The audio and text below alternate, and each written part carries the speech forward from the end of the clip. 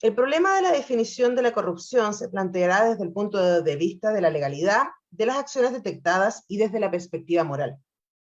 Eso permitía discursos emotivos pero ineficientes.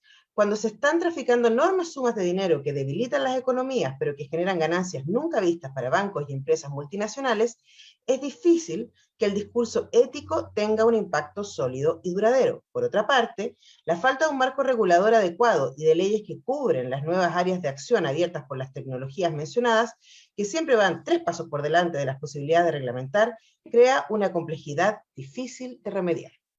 Eso está en la introducción de este libro que tengo en mis manos y que se llama Los dueños del mundo, una historia de la corrupción desde la antigüedad hasta nuestros días, y estamos con su autor, José Leandro Urbina, quien es magíster en la Universidad de Ottawa y tiene un doctorado en la Catholic University of America en Washington.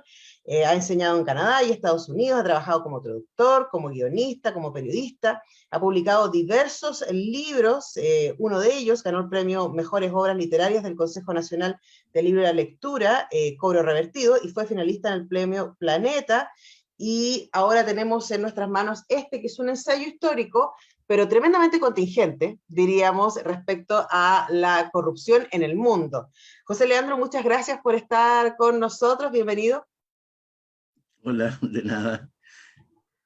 Bueno, tengo muchas ganas, hay muchas maneras de entrarle a este libro, porque tiene, en mi parecer, cierto, dos caminos. Un camino es el histórico, que parte muy, muy atrás, parte con el Génesis en el caso del libro, y tú nos vas llevando por distintos momentos y distintas geografías, ¿no?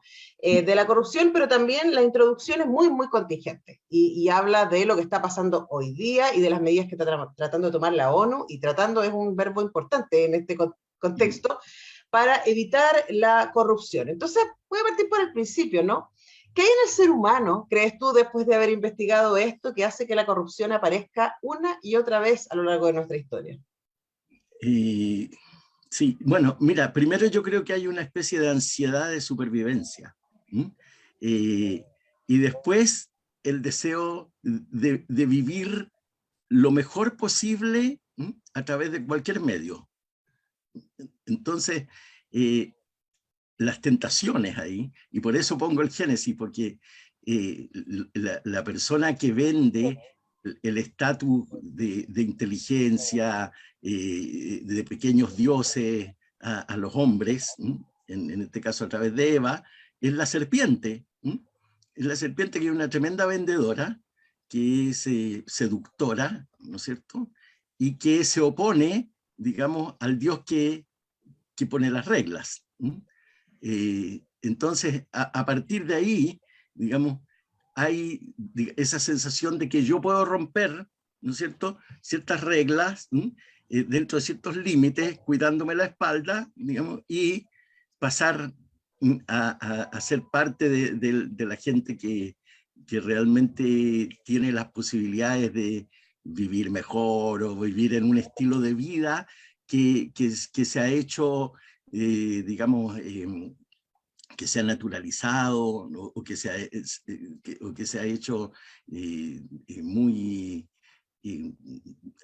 público, en el sentido de, por ejemplo, tener un tremendo auto, ir a los clubes nocturnos, tomar el mejor whisky, andar vestido con ternos italianos, ¿viste? Esa es la señal del éxito. Entonces, claro, es todo un proceso, es todo un proceso, y siempre va a haber en algún momento, digamos, con mayor o menor medida, depende de las restricciones y los acuerdos sociales, va a haber intentos de algunos de llevarse, como decimos en Chile, la pelota para la casa.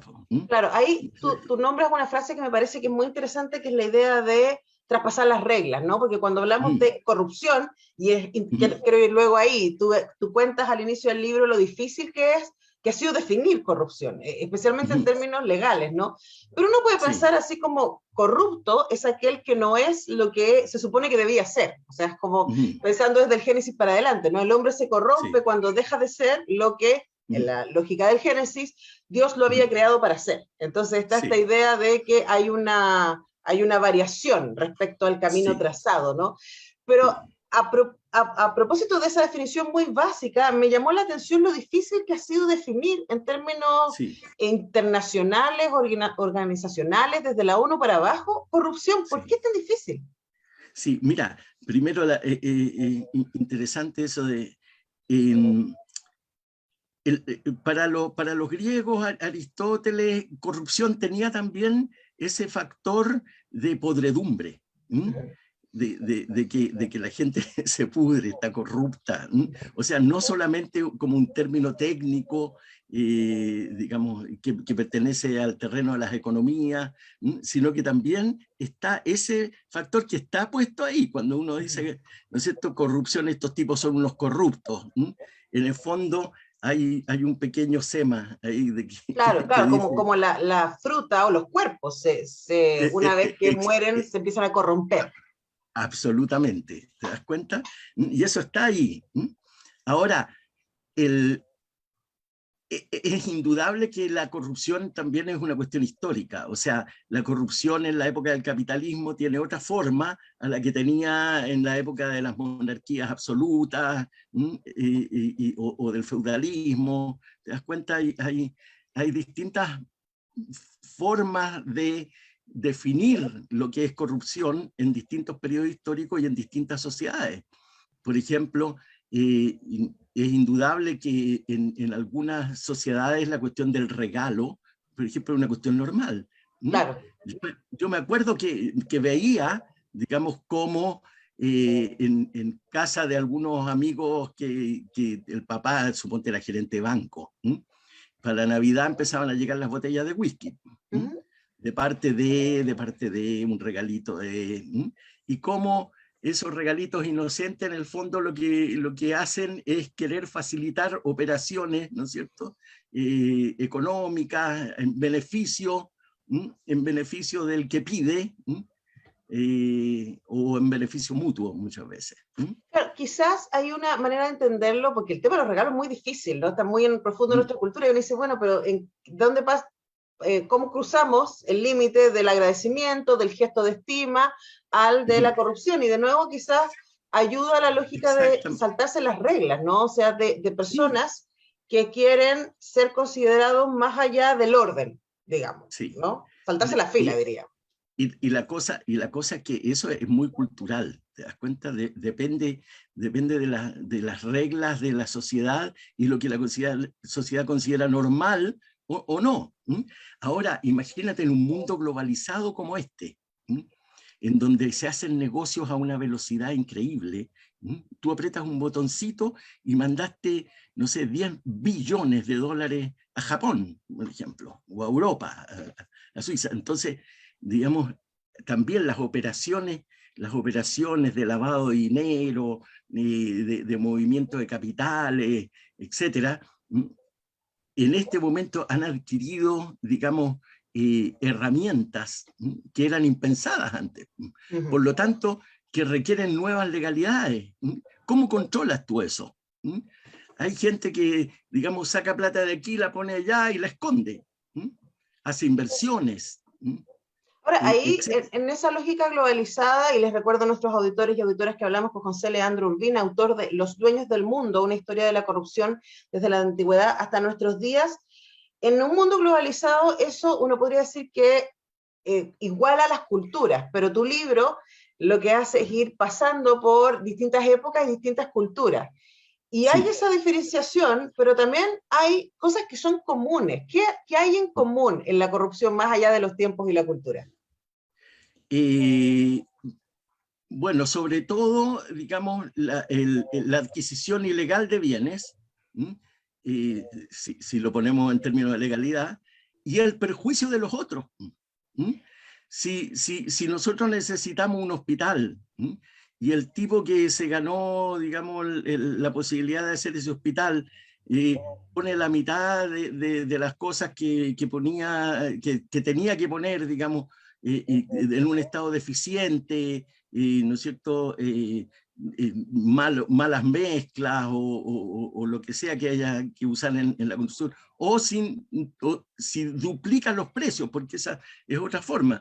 tú estás llevas un proyecto hasta la mitad y en la mitad dice, no, me faltó plata, no hay más plata. Entonces, tú que habías sido el más barato y el más bueno, te transformas en el más caro. Claro. Entonces, porque hay Entonces que... está esta lógica del beneficio personal a coste de los otros. Claro, o beneficio personal o a veces corporativo. No nos olvidemos que hay grupos que funcionan en esa onda. O sea, por eso yo pongo también a tipos de lo que los franceses llaman la élite delictual, que son los tipos que se manejan por arriba, porque siempre le está echando la culpa al funcionario que le pasaste un sobrecito con 20 lucas, o el que te cobró por la patente, o el que te cobró por apresurar, digamos, un trámite, etcétera. Pero, y Claro. los de arriba, los que mueven millones, pero son millones de millones, yo te digo, hay que mirar la parte de Odebrecht, por ejemplo, la constructora brasileña, cómo aceitó a medio mundo, a toda la clase política latinoamericana, los negociados que se hicieron ahí, las pérdidas que hubo para el patrimonio nacional, fueron enormes, en México con el petróleo, en Brasil lo mismo. Entonces, eso es una cosa que hay que tener en O sea, cuenta. probablemente ahí aparezca como el lado más oscuro de la corrupción, ¿no? Porque uno puede pensar en esta corrupción pequeña y te lanzo una teoría de cómo yo creo que funciona en términos culturales, ¿no? Mm, Por ejemplo, y esta es una teoría, no tengo dudas, pero tampoco tengo cómo probarlo, respecto a esta imagen que había de Carabineros de Chile. Y que ellos mismos tenían de sí mismos, sí, de ser absolutamente incorruptibles y ser sí, la policía más segura y más correcta de toda Latinoamérica.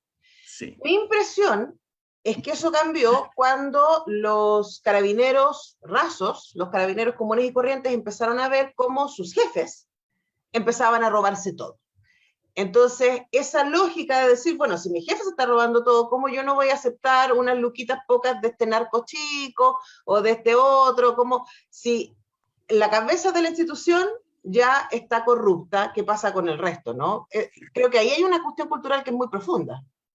Bueno, tu teoría es completamente correcta. O sea, eh, la cosa, tú sabes que cómo funciona de capitán a paje, dicen. Claro, La claro. cosa. Si tú ves a un empleado público como un carabinero, ¿no es cierto? Que, bueno, tuvieron privilegios bajo Pinochet y todo lo demás, dejaron de ser el Paco en la esquina nomás, y pasaron a ser una fuerza militarizada, etcétera. Si tú ves que ese tipo, digamos que tiene un cierto sueldo porque es funcionario del Estado, es un empleado fiscal, de repente tiene una casa con piscina, ¿no es cierto? Allá en Peñaflor, en un condominio, y tú dices, ¿y de dónde? ¿De dónde sacó eso? O sea, ¿de dónde vienen los recursos para, ¿no es cierto?, tener una tremenda casa con piscina, o como algunos de ellos compraron juntos un condominio, digamos, donde tenían piscinas, tremendas casas, jardines, claro, entonces el tipo de la calle, el carabinero de la calle, ¿no es cierto?, que está además todo el día mirando las vitrinas, yo los veo en Ahumada, y miran las vitrinas, sobre todo de los teléfonos nuevos, de toda la cosa electrónica, con unos ojos de deseo que no se la pueden. Claro, ese tipo de decir, bueno, y si él hace eso, ¿por qué no yo? Fíjate que el ejemplo buenísimo es de los saqueos durante el Ujú, estallido social. ujú. En muchos momentos se filmó a los carabineros llevándose cosas, ellos, televisores, metiéndolos en los radiopatrullas, en las cucas, ahí, uno, dos, tres televisores, según ellos estaban cuidando la mercancía Claro. Ahora, se me ¿no? va el tiempo, se me va el tiempo, José Leandro, pero hay Sí, una pregunta que me parece clave, que es para mí, y sí, aquí tú también lo hablas en el libro, que tiene que ver con la impunidad.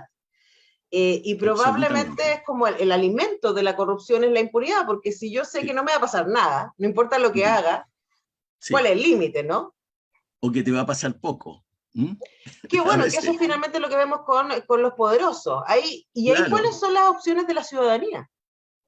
ninguna. Po. que estos son como clubes, Gloria, o sea, son grupos, digamos, que se mueven y se perdonan entre sí. El poder judicial no está para nada separado de la élite económica, esa vieja república con tres poderes, ¿no es cierto?, independientes, son independientes hasta por ahí nomás.